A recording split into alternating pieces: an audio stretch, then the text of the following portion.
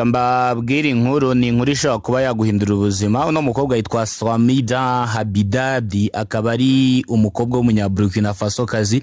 Ababyeyi be bitabye Imana afite imyaka 16 y'amavuko, bamusigana hectare 6 z'ubutaka, ahitamo kuzibyaza umusaruro ibyo kwiga abivamo.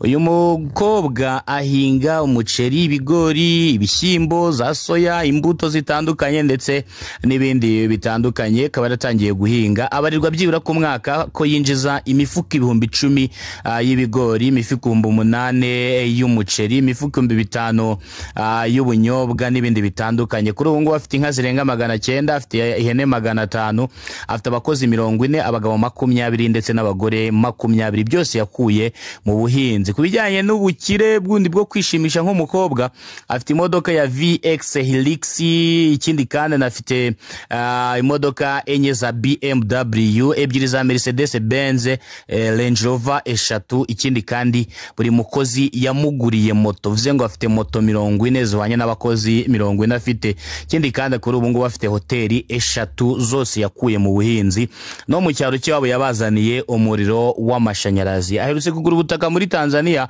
bwo guhingamo ikawa biciye muri Reina Farm Company ku myaka 19 yonyine y'amavuko. No mukobwa w'umunyaburkina Faso kazi yahisemo gukura amaboko mu mifuka, reka ibyo kuba ateye neza n'ibindi bitandukanye. Aravuga ati ngereka nkiri imbaraga mu butaka iwacu bansigiye, ndebe ko nshobora kuba nabubyaza mu musaruro. N'umwe mu bakire batoya bari ku isi. Ahangaha mwese muri bakuru urese ahita yikuriramo